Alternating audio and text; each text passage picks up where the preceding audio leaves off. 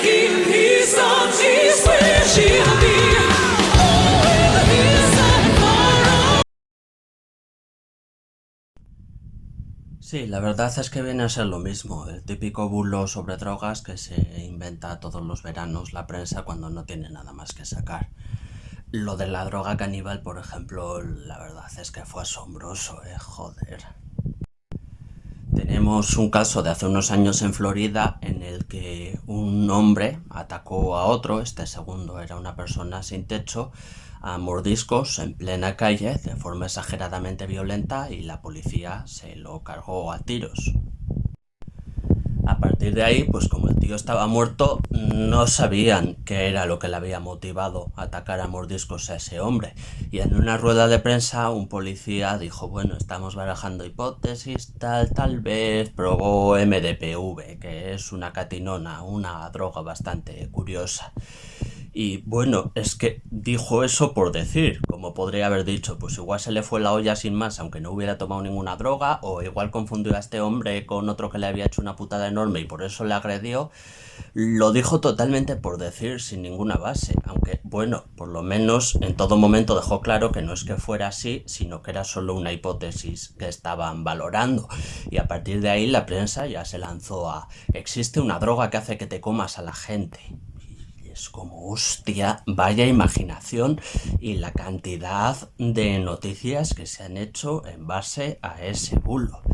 O sea, bueno, de hecho tengo un vídeo en YouTube explicándolo con más detalle, que era a raíz de otro de los supuestos casos de esta droga caníbal, pero que es asombroso, bulos sin ninguna base real, distorsionando totalmente la realidad. Me han pasado esta noticia en la que un periodista afirma que el exnovio de la reina de la coca consumía 300 gramos de cocaína al día. Todo lo que se me ocurre comentar al respecto es que hay periodistas a los que les falta calle, les faltan fuentes veraces, les faltan ganas de hacer su trabajo y contrastar información, y les sobra el título de periodista, que debió de venirles como regalo en un frigopié o en un rasca y gana, porque vaya tela, vaya tela. Ayer vi mucho una publicación por Instagram. Bueno, decir que la vi mucho es quedarme corto. La vi compartida tropecientas veces. Yo creo que nunca había visto una publicación que se compartiera tanto. Era una publicación que alertaba de la posibilidad de que haya abusadores, violadores, pinchando a sus víctimas, inyectando a sus víctimas GHB o GBH, dependiendo de si preferir las siglas en inglés o en castellano, para dejarlas inconscientes y así poder abusar de ellas. El problema es que la dosis necesaria de GHB para dejar inconsciente a una persona son entre 3 y 5 gramos y eso tarda bastante en inyectarse. Seguramente tendría que estar la aguja debajo de la piel de la otra persona durante más de 10 segundos y no encaja en absoluto con ningún reporte, o sea, eso no está pasando. Entonces, pues bueno, hay unas cuantas reflexiones que pueden salir sobre este tipo de bulos. Es que por otra parte, por experiencias previas en Reino Unido y así, pues ya sabíamos que se ha sembrado cierto pánico con la posibilidad bastante remota de que se vaya inyectando drogas a las víctimas en discotecas y así. A veces bastante remota, a veces directamente imposible, como en este caso, porque no podemos asegurar que no esté pasando nada parecido, pero sí podemos asegurar, por ejemplo, que con GHB, con un pinchazo, no se puede dejar inconsciente a una persona, así que en este caso tiene que ser por fuerza falso.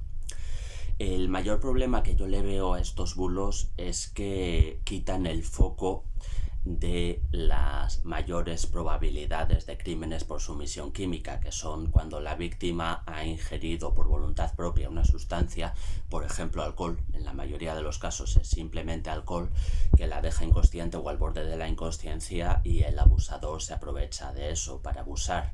Entonces, al poner el foco en una metodología muy poco probable como es el hecho de que te inyecten GHB con una aguja o directamente imposible, pues se quita el foco de la amenaza real, que por desgracia es mucho más frecuente y eso sí es un peligro real.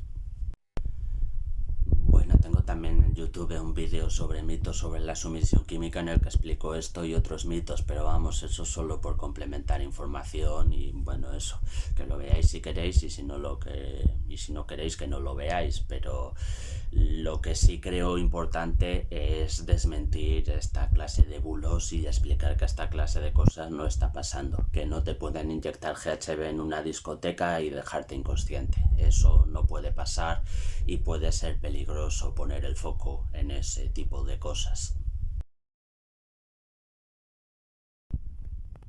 Exactamente, yo creo que muchas veces no se tiene en cuenta que hay un número enorme de factores que pueden influir en cómo sienta el alcohol y cómo de intensos son los efectos del alcohol, incluyendo pues la posible pérdida de tolerancia por llevar un tiempo sin beber, la temperatura que hace, lo que se ha comido en las últimas horas, si se ha dormido bien la noche anterior, si la persona está pasando por un proceso vírico de cualquier tipo, una gripe o lo que sea, si la persona está menstruando también.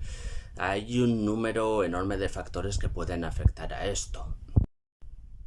Entonces, lo que ha pasado muchas veces y parece que va a seguir pasando ocasionalmente es que una persona se encuentra con la idea de, bueno, yo solía tomar 4 cubatas a la noche y eso me provocaba una borrachera moderada.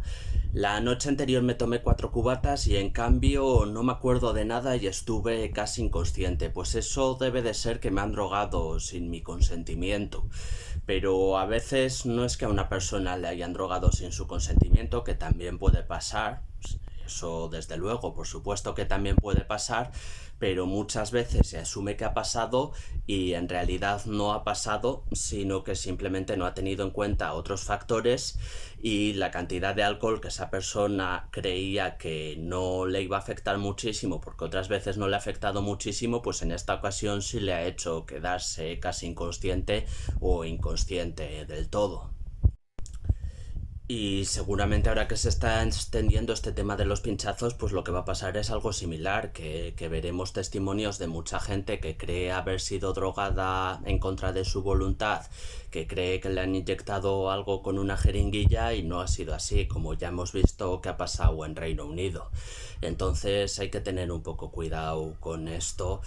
Y eso, que hay testimonios que pueden llevar a engaño y que la persona puede creer que ha sido víctima de un intento de sumisión química cuando no ha sido así. Ese es otro de los motivos por el que creo que es más prudente poner el foco en los agresores que en metodologías que posiblemente no se estén llevando a cabo. Seguramente en la inmensa mayoría de sumisiones químicas, como muestra la información que tenemos hasta el momento, pues no se ha suministrado una droga a una persona sin su consentimiento. Eso sí, en una agresión siempre va a haber un agresor. Entonces yo creo que mejor poner el foco en el agresor. De sumisión química que habiendo causado psicosis en Francia, Reino Unido, Holanda y Bélgica, llega ahora. Pues a raíz de que continúan las informaciones sobre gente usando una jeringuilla como método de sumisión química, pues respecto a preguntas como esta solo puedo decir que físicamente es posible, pero todo lo demás indica que no está pasando. No creo que la gente tenga intención de mentir respecto a esto, no creo que se estén inventando sus experiencias, pero creo que sí se pueden estar malinterpretando y dejando llevar por el pánico, como hemos visto que ya ha pasado otras veces. Hay 4 motivos por los que pienso que estadísticamente es muchísimo más probable que esto no esté pasando, o al menos no en la mayoría de los casos, a que sí está pasando. El primero es que inyectar una sustancia a alguien en la cantidad necesaria para dejarla inconsciente, pero no para matarla, no es tan fácil, así sin conocimientos de enfermería. El segundo es que en el Reino Unido ya pasó esto y se vio que muchas denuncias habían sido malentendidos. De hecho, Es irónico que esta supuesta periodista del Mundo mencione lo de Reino Unido cuando en Reino Unido lo que se vio es que mucha gente malinterpretaba al denunciar, ¿no? Y hubo comisarías en los que acudieron 15 personas denunciando que las habían intentado drogar pinchándolas con una jeringuilla y la policía descartó inmediatamente a 14 de ellas diciendo esta lesión que me estás mostrando no es consistente con un pinchazo por jeringuilla, esto no puede haber pasado. El tercer motivo serían los tipos de testimonio. La verdad es que es curioso que todos los testimonios sean del tipo noté un pinchazo y luego un rato más tarde noté un mareo y nadie haya visto explícitamente a una persona con jeringuilla pinchando a otra, a pesar de que supuestamente esto ha pasado en lugares concurridos y muy a menudo. O sea, todos los testimonios son del rollo me pinché, noté un pinchazo y luego me sentí mareada, pero vamos, es que eso puede pasar con un imperdible o una chapa de la persona de al lado, con un mosquito, con una avispa, con 1000 cosas, pero parece que nadie ha visto a una persona clavarle una jeringuilla a otra. Y por último tenemos el hecho de que se acaba de confirmar que los 8 pinchazos denunciados en San Fermín pues no habían sido para inyectar droga, o sea, no había droga en el organismo de esas personas. Así que sí, por todos estos motivos todo me lleva a pensar que se está extendiendo demasiado el pánico y mucha gente cuando vaya a notar un pinchazo va a pensar que le han clavado una jeringuilla sin que sea así realmente, sin que eso haya llegado a pasar. Así que cuidado con esto también.